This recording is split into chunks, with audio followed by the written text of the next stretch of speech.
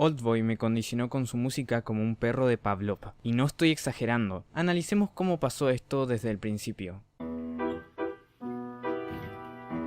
Oldboy es fantástica, una de las mejores películas que vi en mi vida, y mi segunda favorita de la historia. Es icónica para el cine coreano y uno de los mejores thrillers de misterio que hay. Si estás dispuesto a dejar de lado algunas cosas exageradas, la película es un 10 de 10 indiscutible. Por cierto, el resto del video contiene spoilers. Mira la película si querés una verdadera experiencia.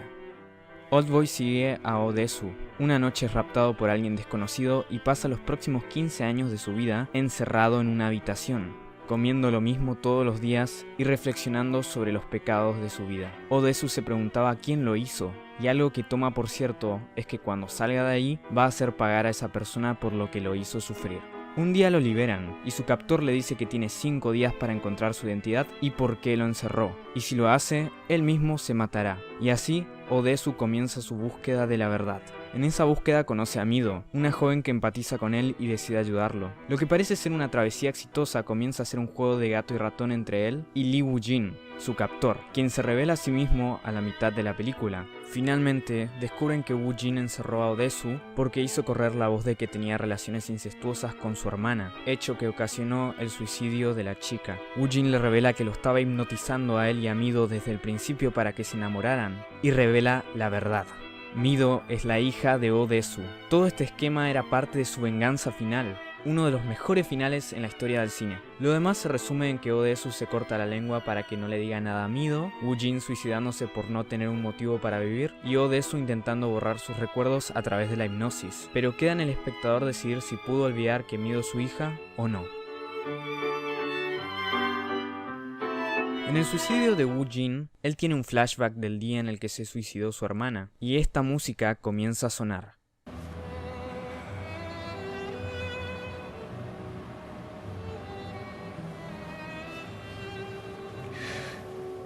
Es verdaderamente triste y una instrumentación magnífica. Después de varias semanas de ver la película, busqué la banda sonora para escuchar las canciones. Es muy buena banda sonora. Y cuando escuché este vals, sentí una enorme tristeza y amargura. Se metió debajo de mi piel.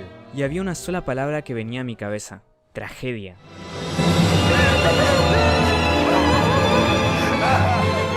Cuando escuché esta parte, sentí tragedia. Y pensé, wow. Oldboy me traumó. Hasta ahora me sigue poniendo los pelos de punta a la emoción de la melodía.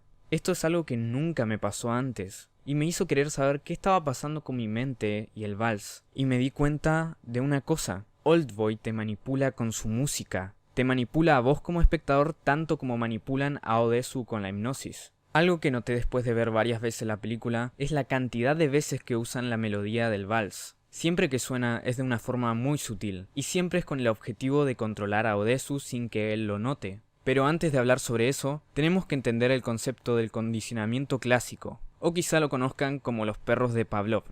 Iván Pavlov fue un fisiólogo ruso que diseñó una serie de experimentos con unos perros, en el que Pavlov les presentaba comida mientras hacía sonar una campana, y naturalmente la comida provocaba la salivación en estos perros. Después de repetir este esquema de manera constante, los perros empezaban a salivar cuando oían el sonido de la campana, sin la comida presente. En otras palabras, asociaron el sonido de la campana con el olor de la comida. El vals, Cries of Whispers, suena regularmente en la película. Por ejemplo, todas las noches de su encierro, salía un gas para adormecer a Oh Dae-soo. La música sonaba en una versión más simple. Cuando Woo-jin lo llama en el restaurante, la música suena como un tono de llamada.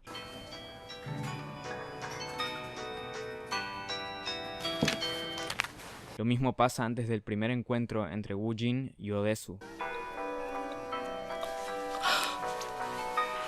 Y en este encuentro, Woo-jin reproduce la canción muy sutilmente en el fondo.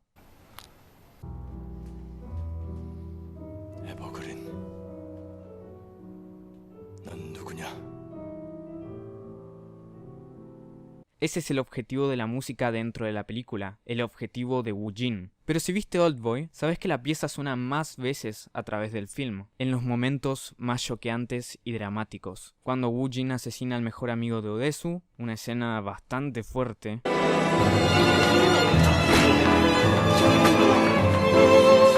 antes de la revelación padre e hija, donde Woo-jin canta la canción mientras guía los ojos de Odesu hacia la verdad.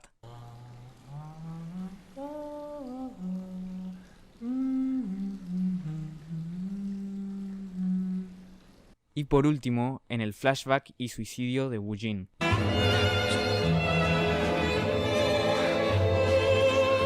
Y me atrevería a decir que este es el momento más choqueante de la película, solamente por ese corte maestro de música al tiro.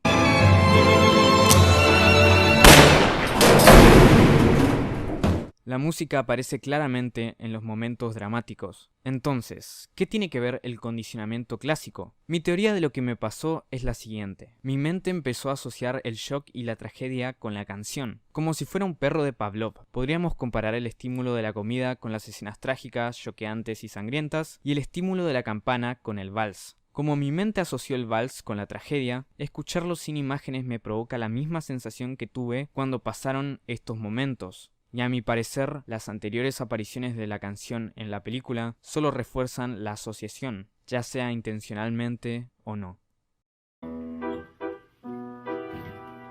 Si pienso en ejemplos parecidos a este caso, mi mente se vuelca a La Naranja Mecánica, dirigida por Stanley Kubrick, donde al protagonista ultraviolento Alex Delarge se le trata de aplicar una terapia de aversión, es decir, exponerlo a un estímulo al mismo tiempo que le hacen experimentar una sensación desagradable, para que asocie las dos y deje de realizar su comportamiento sociópata. En el caso de Alex, lo obligan a ver propagandas de guerra, imágenes crueles y violentas y demás para curarlo de su comportamiento. Una de las películas que usaron para el procedimiento tiene la Novena Sinfonía de Beethoven, canción que le gusta a Alex. Y lo que termina pasando es que la terapia funciona. Él rechaza todo impulso violento, pero también accidentalmente rechaza la sinfonía de Beethoven que sonó durante su rehabilitación. Alex ya no la puede escuchar. Es interesante pensar que me pasó algo similar a una terapia de aversión o al condicionamiento clásico. Pero, ¿qué tal si las películas nos condicionaron a todos?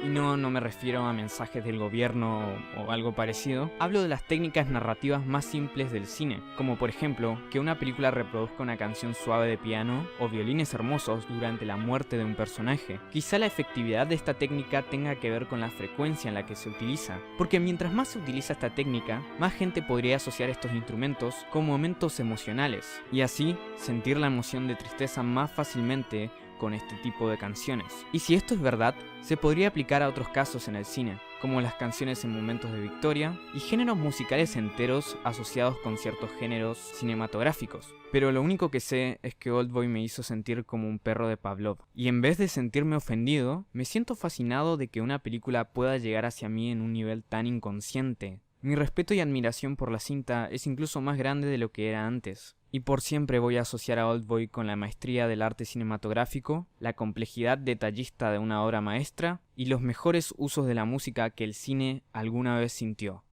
inconscientemente.